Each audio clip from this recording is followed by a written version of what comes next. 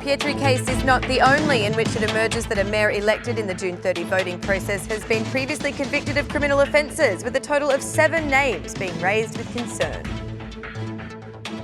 The publication of documents on the conviction of Valdrin Pietri in Italy has led to the suspension of his oath of duty at the municipality of Shkodra, a procedure that the SP had planned to carry out on August 21. The euro has reached its lowest level in recent years, exchanging at about 120 lek. Confindustry Administrator George Bujuku appealed to the Bank of Albania to react because local production is being impaired. It's 6 o'clock on Wednesday, the 14th of August 2019. Good evening and thank you for tuning in to the final edition of RTV Ora's English news for this season. My name is Alexandra, bringing you the only daily update of the local Albanian news translated into English. Making headlines tonight, Valdrin Pietri is not the only socialist mayor who has been previously convicted by local or foreign authorities. 7 of the 61 mayors who emerged from the June 30th voting have admitted to having been convicted before. In the top spot for the largest number of convictions is Poliçan's mayor, RTV Ora, who in fact has a total of 4 convictions by the country's courts. In the worst case, Zotkaj was sentenced to 3 years in prison on charges of violating traffic rules. The mayor of Poliçan has been sentenced to 10 months in prison for opposing police officers, 1 year in prison for violence against state officials, and a fine for insulting and assaulting officials. Despite numerous penalties, RTV Zotkaj took up the leadership of the Poliçan municipality for the 5th time, and in this instance ran in the election without opposition. In second place for the most convictions is Kruya's mayor, Artur Bushi.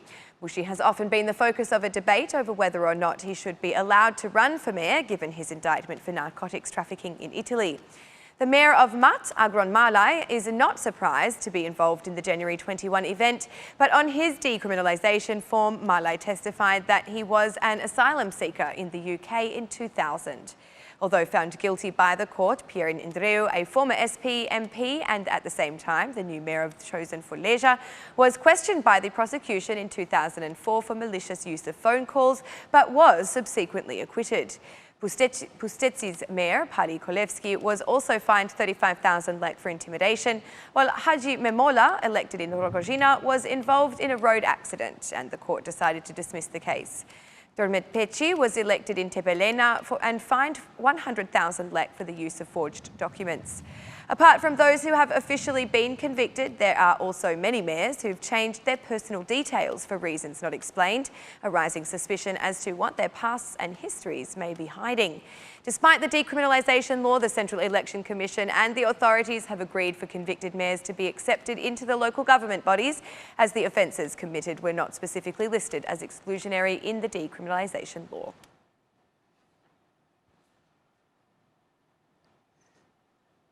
Prime Minister Edi Rama is holding off on constituting the new municipality of Shkodra until the last possible moment, following accusations made against the newly elected mayor in the Socialist Party's biggest victory in the historic bastion of the Democrats.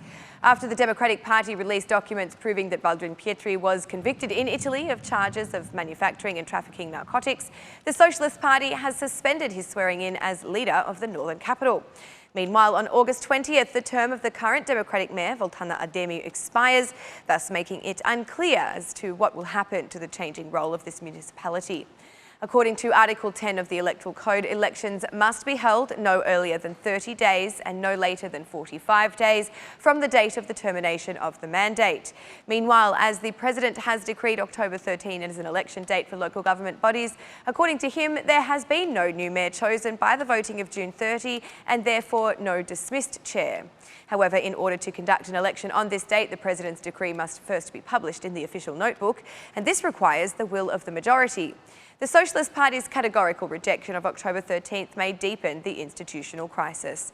The case of Shkodra's mayor also revealed the failure of the agreement between the General Prosecution Office and the Central Election Commission to verify the integrity of the candidates for the June 30 elections. The situation of Valdrin Pietri has again placed a spotlight on Edi Rama's poor political choices. Valdrin Pietri is just the latest name to be added to the list that also includes Elvis Roshi, Armando Prenga, Arben Ndoka and Mark Froku, all elected by the Prime Minister to govern citizens and all forcibly removed from politics as a result of being condemned under the decriminalisation law.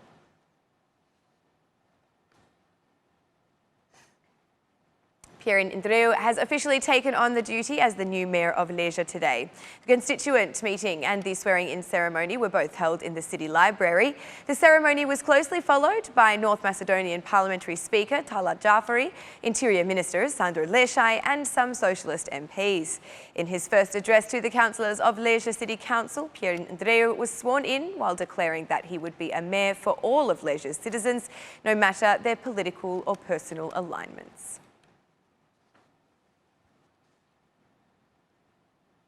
A few days after the publication of the report by the Italian radio and television station Rai 3, where the anti-mafia prosecutor said that a third of Albanian territory is cannabis plantation, the Interior Minister has assembled top state police chiefs.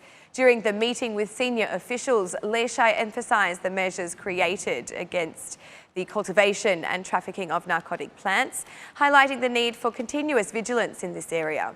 In addition to the cannabis phenomenon, the focus of the meeting with police structures has been on the disturbance of law and order in the country and the August criminal events. Regarding the killings, Minister Leshai called for increased preventative efforts against persons with criminal records and those who pose a high risk of trying to exploit this period for criminal purposes. Applying the proper pressure on persons with a criminal profile, especially those returning to the country during the holidays, such as preventative supervision, checking on the premises frequented by them, vehicles, etc., has been identified as a primary task. Another point of discussion was the corruption within the police ranks, as an increasing number of them are being arrested and charged for this offence. During the meeting, the Minister Leshai demanded a strong commitment to the effective management of road traffic, as heavy traffic has also become one of the biggest concerns for citizens. Lastly, the discussion focused on the fight against economic crime and work on fire protection in the country, defining the tasks to be undertaken at each level of the police structures. The Confindustria requires the Bank of Albania to take action in order to maintain the balance between the euro and lek. The Confindustria administrator states that a weak euro is a risk to the Albanian economy as it directly affects exports and domestic production of the Bank of Albania. According to Bujuku, the Bank of Albania is unable to play the role it has. Who benefits from these actions, such as the Bank of Albania's lack of movement to protect the euro? Because after all, it's not just the euro, but the Albanian economy. It protects Albanian exports, protects local production, and increases the competitive power of attracting domestic and foreign investment working for the local market, said Bujuku. The Confindustria raises concerns also about the lack of transparency regarding this issue, while criticising the Bank of Albania's de-Euroisation initiative. In a 3-year period, the euro has depreciated by over 13% of its value against the Albanian currency, the lek. During August 2019, the euro reached its lowest historical level against the Albanian currency in the last 12 years, exchanging $1 for 120 lek. Dozens of hectares of forest have been burned in the Korab-Koritnik National Park. It is believed that the fire broke out yesterday evening in the Zapod administrative unit in a protected area of the park. Firefighters from both the municipality and the National Agency for Protected Areas worked alongside local residents for several hours in order to isolate the blaze and make it extinguishable. Due to the very rugged mountainous terrain, task forces had to wait for several hours, with the operation to suppress the fire proving extremely difficult. However, the intervention did result in success, with the flames isolated before being put out, thus saving these areas of the national park from destruction, which have great value for the Kukus region. Due to the recent high temperatures in the territory of the Kukus municipality, there have been 2 more cases of wildfires affecting forest and pastures. The municipality of Kukus reiterates that the call for residents of each area to report any possible occurrence of fire as quickly as possible. Another fire was also registered in the village of Borshaj in Colonia. The fire has engulfed vegetation such as oak and pine trees. About 15 hectares of forests and pastures have been reported as having burned so far. Firefighting forces are already at the scene, but the rugged terrain is making the intervention difficult.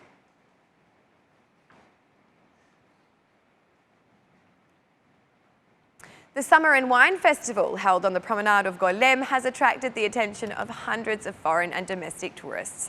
Present at the festival, Tourism Minister Blendi Klosi urged tour operators to add to the value proposition for tourists by including all local products in their packages for foreign tourists. It's very good for foreign tourists to get acquainted with local products. This should be turned into a tradition. There are so many tourists, why not become a business for the area and allow tourists to take a beautiful memory of Albania with them, said Minister Klosi. The Mayor of Durrës, Valbona Sako, said tourism is very important and that we need to invest in it every day. The Summer and Wine Fest has transformed the Promenade of Golem into a festival space attracting many tourists to the area. The wineries presented their best products, which were appreciated by foreign tourists and who were left surprised by the variety of Albanian labels and the quality of the wine offered. And that's the news across the country today. Thank you for watching our English edition this evening. For the final update for the summer season, be sure to join myself and my colleague Oliver once again once we return from our holidays on Monday, September 2, 2019 for the latest news from Albania. Once again, on behalf of RTV Ora, thank you, good night and enjoy the rest of your summer.